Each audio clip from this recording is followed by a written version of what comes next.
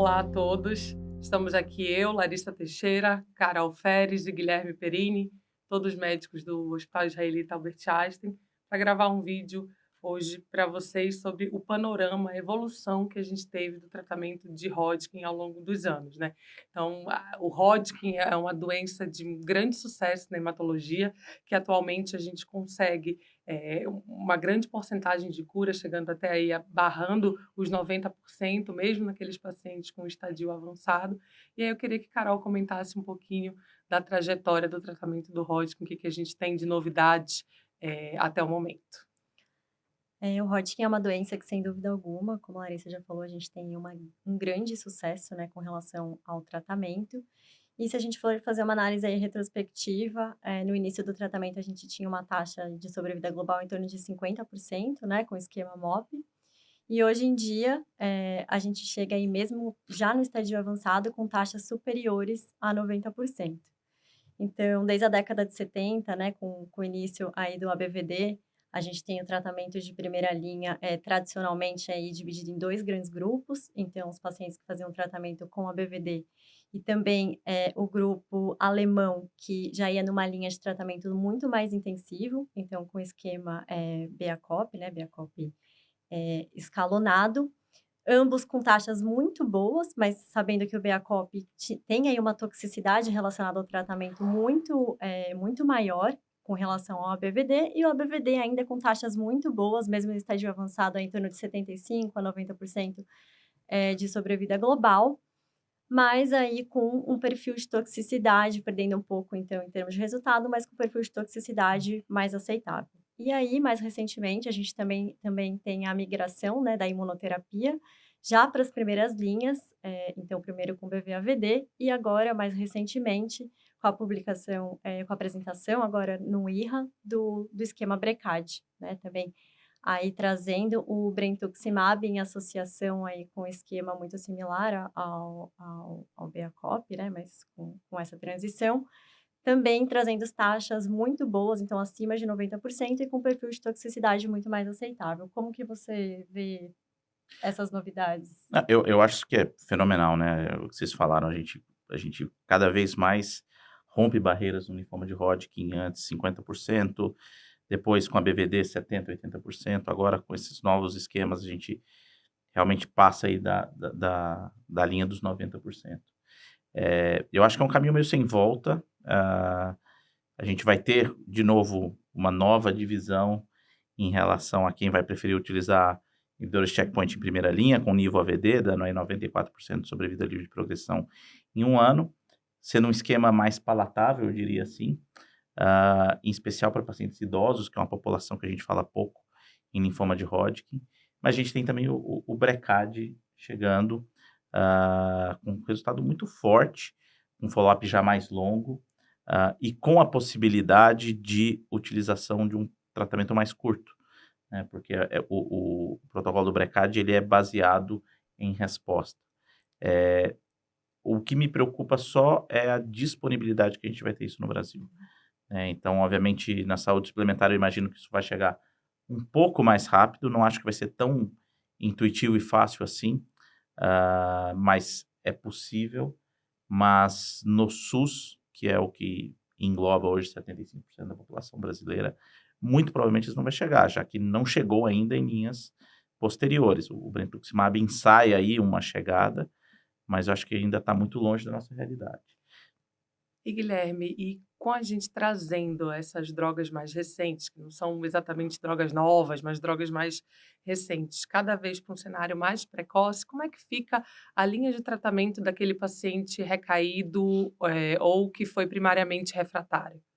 Olha, a verdade é que esta população, outro dia até coloquei numa aula que eu considerava Hodgkin recaído refratário uma espécie em extinção, porque a verdade é essa, se você for pegar as curvas, ah, quando a gente incorpora, por exemplo, imunoterapia com inibidor de checkpoint em doença localizada, Nival, etc, etc, as curvas são muito próximas de 100%, né. Mesmo o pembro-AVD, tudo bem, estudo fase 2, população selecionada, os dados da Pamela Allen, tá dando 3 anos já de follow-up com 100% de sobrevida livre de progressão. Você vai para estudos fase 3, em centros que não são tão experimentados, e aí você pode ter um pouco mais de descontinuação de droga, etc e tal, a gente claramente vê uma queda em torno de 5%. Então, Brecad, Nivo AVD, para facilitar um pouco, a gente está falando de 95%, vai, 94%, mas vamos arredondar para 95%. Esses 5%, a gente ainda não entende a história natural deles, né? É sempre um paradoxo, quando você melhora a terapia de primeira linha, você piora o desfecho no cenário de recaída, porque você, querendo ou não, está selecionando aquela população que seria mais difícil de tratar. O que me deixa um pouco mais esperançoso é que, como essas terapias são terapias finitas, né, a chance disso ser verdadeiramente uma refratariedade, uma perda de resposta ao agente é pequena. Então, hoje eu, pensando que eu tivesse tudo disponível, e utilizasse, por exemplo, um Brecad, por exemplo, e o paciente recaísse, o próximo passo que eu faria seria uma combinação de químio com inibidor de checkpoint Uhum. ou um transplante autólogo, né? Não sei se eu mudaria muito se eu tivesse saindo num paciente que utilizou imunoterapia em primeira linha. Então, sei lá, o paciente fez Nivo AVD, recaiu, o esquema talvez que a gente mais fala é Pembro-GVD, mas poderia ser Nivo-GVD, enfim. E continuaria seguindo para transplante autólogo. Eu acho que o futuro, na verdade, a grande pergunta é, será que a gente verdadeiramente precisa do transplante autólogo? Uhum. Né? Então, o grupo da Alison Moskowitz, que escreveu o Pembro-GVD, na fase de expansão desse estudo, a próxima coorte é Pembro-GVD, seguido de 2 anos de manutenção com Pembro, E e fim, Só. né? Isso eu acho que tem impacto muito grande, né? Uhum. Então, acho o mais óbvio que vem à nossa cabeça é a fertilidade, Uhum. né? Mas a gente sabe do risco de neoplasias mieloides relacionadas à terapia, enfim, uma série de coisas que o transplante autólogo tem. A gente fala muito pouco, mas o transplante autólogo tem mortalidade, Uhum. né? É muito raro, paciente jovem, geralmente performance bom, mas eventualmente Mas ocorre, existe, né? existe, Uhum. né? Então, eu não sei, eu realmente acho que a gente caminha para um resultado muito bom. Mas ainda é aquela sensação que a gente tem de estar olhando, né, a vitrine da loja, Uhum. assim, né? A Sim. sensação que eu tenho hoje para o Hodgkin ainda é que, apesar dos resultados serem ótimos, de curar a grande maioria dos pacientes, esse último salto, seja Brecad, seja Nivo AVD ou Pembro AVD, a gente ainda está olhando pela janelinha, Uhum. né? Então a gente ainda está namorando esses dados até que eles cheguem para a gente. E Exatamente. acho que, assim, pegando um pouquinho esse gancho, né, de, o Hodgkin refratário vai ser uma espécie em extinção, e também com relação a essa diferença entre o SUS e o privado, a gente que trabalha aí nos 2 ambientes vê o quanto que isso é diferente, né? Então, se a gente for pensar em dados de literatura, acaba que no serviço SUS a gente tem uma porcentagem muito maior de doença, recaída e refratária, e é um cenário que, infelizmente, a gente não tem acesso, né, a essas novas terapias e tudo mais, e muitas vezes a gente tem muita dificuldade até de conseguir com que esse paciente chegue ao transplante autólogo de medula. Eu acho, inclusive, eu vou puxar esse gancho para deixar vocês comentarem também, que no SUS, para o paciente com linfoma de Hodgkin, a gente tem que pensar na cura na primeira linha, né? E aí, Uhum. uma prática que a gente acabou aceitando e fazendo, mas que muitos centros não fazem, é seguir os dados do RATL, né? RATL, não Uhum. sei se vocês sabem, o RATL é um anagrama, né? Que é Response Adapted Therapy for Hodgkin's Lymphoma. Uhum. Que é justamente você descalonar em quem está respondendo bem, tirar fora a BLEL, mas escalonar quando o paciente não está indo bem, quando o paciente tem um PET inteirinho positivo, escalonar para ver a COP. Isso é uma coisa que pouca gente no Brasil faz, né? Mas eu acho que é a chance de você melhorar ali aqueles 15, 20%, que no final muito provavelmente vai ter um impacto em sobrevida global. A gente acaba adotando essa estratégia de escalonamento do RETA, mas só lembrando que a outra estratégia de você descalonar também, a gente tem embasamento na literatura. Começar com um esquema mais intensivo, se o paciente responder, descalonar para um esquema menos Uhum. intensivo, que seria o ABVD, né. A gente acabou optando por fazer, o escalonamento, por entender que a gente ainda consegue uma grande porcentagem de cura expondo o paciente ao ABVD, então por que Sim. não tentar, 80% dos se ele pacientes não vão responder, né? A responder. taxa de PET2 É. positivo em Hodgkin é 20%. Pô, praticamente, na grande maioria dos estudos, é isso.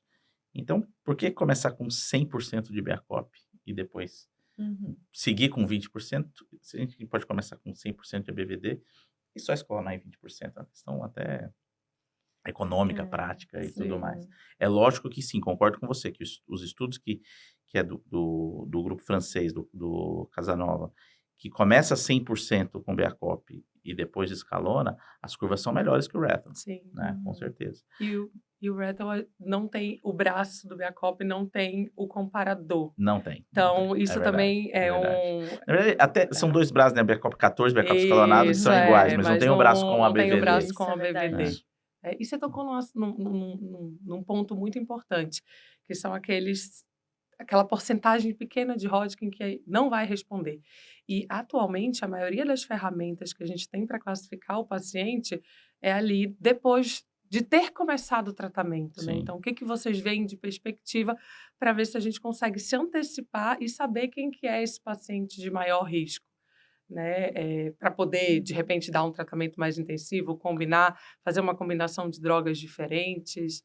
O que a gente tem de novidade de PET? Eu sei que Carol estuda bastante sobre isso, para a gente É, tentar identificar esse paciente de forma eu mais acho que isso precoce. cada vez mais é um assunto que vem aí ao interesse quando a gente fala de linfoma de uma maneira geral, mas principalmente do linfoma de Hodgkin, justamente com esse objetivo, né? Se já é uma doença que a gente cura muito, então vamos tentar curar mais, reduzindo a toxicidade. E também é um outro grande desafio é identificar qual que é essa população que merecia já de cara a gente fazer um tratamento mais intensivo, pensando que são pacientes de mais alto risco. E nessa linha, o PET vem aí com grande destaque. A gente tem algumas ferramentas, mais novas, como, por exemplo, o volume metabólico tumoral total, né, o TMTV, que a gente já tem bastante dado, bastante estudo, que mostra a associação dessa variável no PET inicial e também a associação dela com o PET interim. Então, pacientes que têm um volume metabólico tumoral total alto, a gente sabe que esse paciente tem já um pior desfecho. E se a gente associar essa informação ainda com o score de DEVIL no PET interim, a gente ainda consegue separar muito as curvas de sobrevida livre de progressão e até de sobrevida global desses pacientes.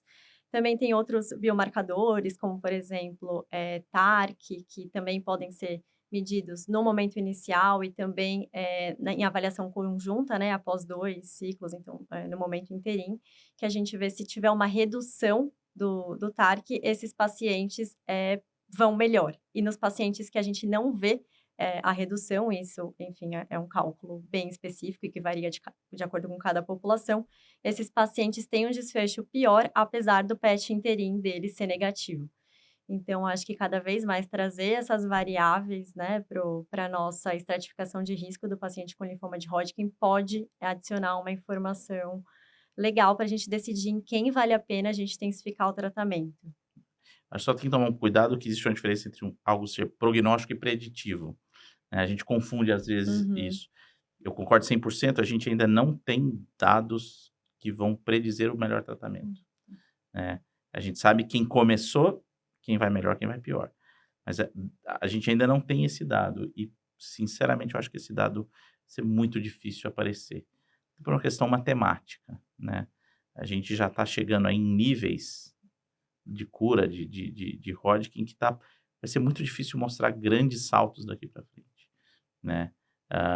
Então eu realmente acho que a história é um sucesso tão grande, né, que esta porcentagem muito pequena de pacientes vai ser ainda muito difícil da gente caracterizar. A não ser que tenha uma alteração muito específica, que provavelmente se tivesse já teria sido achada, mutação do P53, etc, Uhum. etc. Uhum. Mas é realmente interessante, assim, às vezes quando a gente tem muito sucesso, né, aquele restinho, os últimos, sabe, os últimos metros da caminhada ali, eles vão se tornando mais difíceis de você conseguir vencer, né? Mas é óbvio que a gente quer que o Hodgkin sirva de exemplo para todos os outros tipos de linfoma, né? Acho que hoje a gente tem um conforto, uma tranquilidade em tratar linfoma de Hodgkin que a gente não tem em grande parte dos outros linfomas. Isso, e eu acho que também a gente vai mudando um pouco o foco, né? Então, já que a gente consegue grandes taxas de cura, a gente está se preocupando Ainda pouco, mas cada vez mais com o pós. Sim. Então, quais as complicações que vêm depois disso? O que que eu tenho de implicação em qualidade de vida desse meu paciente? Então, eu acho que talvez no cenário do Hodgkin, já que a gente evoluiu tanto no tratamento, a gente vai conseguir, vai trabalhar e evoluir ainda mais no cuidado pós-tratamento no segmento desses pacientes. É isso É aí. isso É isso aí. aí.